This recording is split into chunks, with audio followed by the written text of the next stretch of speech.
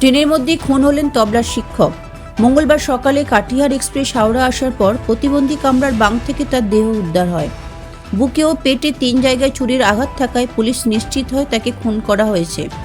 বালি ঘোষপাড়ার বাসিন্দা এই তবলার শিক্ষকের নাম সৌমিত্র চট্টোপাধ্যায়। মৃতের কাছে কোনো রকম পরিচয়পত্র বা টিকিট ছিল না, ফলে প্রথমে তার পরিচয় জানা যায়নি। পরে পরিবারের সদস্যরা দেহ শনাক্ত করেন। বাড়ির লোকজনের কথায় বছর 60-এর এই তবলার শিক্ষক কাটিহার গিয়েছিলেন তবলার তালিম দিতে। সোমবার রাত 10:30 নাগাদ তিনি বিহারের কাটিহার থেকে ট্রেনে চড়েন। রাতে বাড়ির লোকজনের সঙ্গে আর যোগাযোগ হয়নি। সকাল 7:30 নাগাদ ট্রেনটি হাওড়া আসে।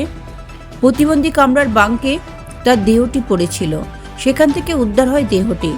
প্রাথমিকভাবে রেল পুলিশের ধারণা মালদহের আগের ট্রেনের মধ্যে তিনি খুন হন। মালদহ ও তার আগের স্টেশনগুলিতে সিসিটিভির ফুটেজ খতিয়ে দেখা হচ্ছে। খুনের কিনারা এখনও করতে পারেনি পুলিশ। এই ঘটনার পর ফের ট্রেনে যাত্রী নিরাপত্তার চরম অভাব নিয়ে প্রশ্ন তুলে দিলেন যাত্রীরাই। বিষয়টি জানানো হয়েছে বিহার রেল পুলিশকেও। 23 তারিখে রাত্রিবেলায় 10:15 নাগাদ 10:15-20 হবে। উনি রাত্রিবেলা ফোন করলেন আমাকে, ফোন করে বললেন যে আমি কাটিহার হাওড়া লোকালে উঠেছি। আমি বললাম যে ঠিক আছে। ওই সুইচ অফ করেন না কোনো সময় ফোন, কারণ মিউজিকের ব্যাপার তো, স্টুডেন্টরা সব ফোন টোন করে। রাত্রিবেলা জিএপি থেকে বলা হলো যে একটা কাটিহার হাওড়া লোকালে ওই ট্রেনে একটা বডি এসেছে, তা সেটা আমরা বলতে পারছি না। যদি আপনারা আধার কার্ড ওনার ফটো পাঠান তাহলে আমরা দেখতে। ছেলে ফোন করে বলছে মা এটা মার্ডার করেছে, ওখানকার এরা বলছে সব মার্ডার করেছে। তা গালে বোধহয় ঘুষি টুসি মেরেছে, গাল ফুলে গেছে, দাঁত ফাঁত ভেঙে গেছে, তারপর গালের এই সাইড থেকে ছুরির আঘাত। তারপরে শুনেছে বলছে যে পোস্টমর্টম করবে, তা পেটে দুদিকে পেটে ছুরি ভোজালি দিয়ে আঘাত করা। ট্রেনের মধ্যে এখন কোন স্টেশনে হয়েছে সেটা তো আমরা জানি না। তো যথারীতি ওনার স্ত্রী একটু টুকটাক কাজে বেরিয়েছিলেন, তা আমাকে সন্ধ্যেবেলা ফোন করেন 7:30টার সময়, যে এরকম ফোন করছি, আজকে তো ফেরার কথা ছিল, 8টা 8:30টার মধ্যে ঢুকে পড়ে, তো আজকে ফোনের সুইচ অফ বলছে, আমি কিছু বুঝতে পারছি না। ঠিক আছে, আমি বাড়ি যাচ্ছি, গিয়ে দেখছি। তো আমি বাড়িতে আসার পরে তারপরে ওনার নাম্বারে ফোন করি অনেকবার। ফোন করার পরে যখন দেখছি কিছু ফোন রেসপন্স পাচ্ছি না, তখন ওনার প্রতিবেশী কয়েকজনকে আমি বলি, তাদের মধ্যে কারোর সঙ্গে হাওড়া জিআরপি ফোন নাম্বার নিয়ে জিআরপিতে ফোন করে। তখন ওনারা বলেন যে আজকে কাটিহারের এক্সপ্রেস সকালবেলা যখন ঢুকেছে তখন আমরা একটা ডেড বডি পাওয়া গেছে। তো আজকে রাত্রে তো কিছু করা যাবে না, আপনারা কালকে সকালে আসুন, এসে বডি আইডেন্টিফাই করবেন মঙ্গলবার দিনকে। তো সেদিনকে তারপরে আমরা ওনার ওখান থেকে একজন ফোন করেন নাম্বারে, তার নাম্বারই ফোন করে যে একটা ছবি পাঠান। তো ছবি পাঠানোর পরে ওনারা 10 মিনিট বাদে জানান যে ছবির সঙ্গে বডির মুখায়ব 95% মিলে গেছে। আমরা যে লোকজন যায়, এখান থেকে সব যায়, আত্মীয় স্বজন সবাই যায়।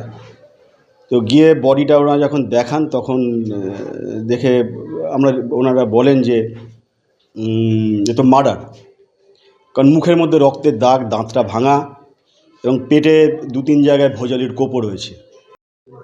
উনি কাঠিয়ার থেকে সোমবার ট্রেন ধরেছিলেন, কাঠিয়ার হাওড়া এক্সপ্রেস, 19 তারিখ। হ্যাঁ, 19 তারিখ, হ্যাঁ।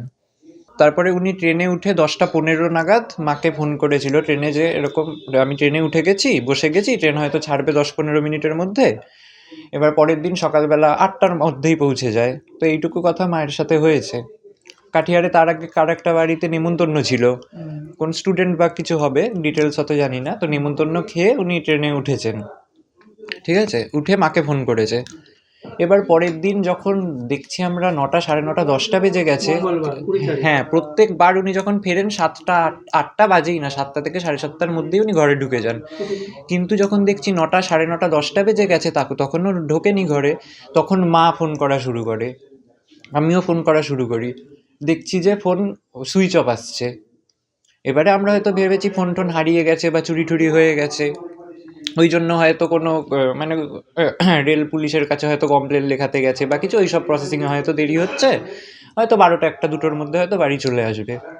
কিন্তু যখন দেখছি মানে সন্ধ্যে 7টা বেজে গেছে, তখনও পাওয়া যাচ্ছে না, কোনো পাত্তা নেই। এদিকে ফোনও করে যাচ্ছি, ফোন তো আমি রাত 10টা 10:30টার সময় যে হাওড়া জিআরপিতে ফোন করি। তো তখন বলল যে হ্যাঁ এরকম একজন কি বলে কাঠিয়ার হাওড়া ট্রেনে, স্পেশাল ট্রেনে একটা ডেড বডি পাওয়া গেছে। ওটা তখন ফোনে অত ডিটেলস দেয়নি। তো বললো আপনারা যদি ভেরিফাই কিছু করতে হয় আমাকে তাহলে একটা ফটো পাঠান হোয়াটসঅ্যাপে, তো তাহলে আমরা ফেস ম্যাচিং করে বলতে পারি আপনাদের কিছু। তো তখন আমি হোয়াটসঅ্যাপে ওনাদের পাঠালাম দুটো ফটো বাবার। ওনারা তারপরে বললো আমি 10 মিনিট পর ফোন করছি। তো 10 মিনিট পর ফোন করে বলল যে দেখুন আপনি যে ফটো পাঠালেন তার মধ্যে আমি বলতে পারি 90 থেকে 95% ফেস ম্যাচিং হয়ে গেছে। এবার আমাদের তো রুলসে নেই যে আমরা পুরো প্রথমেই ডাইরেক্ট 100% বলে দিতে পারি না, তো বাকি 5 থেকে 10% এটা উনি কিনা সেটা ভেরিফাই করার জন্য আপনাদের আসতে হবে। পরে তো গিয়ে দেখলাম বাবাই মার্ডার হয়েছে একদম, মানে ব্যুরো রিপোর্ট, লটারি সংবাদ।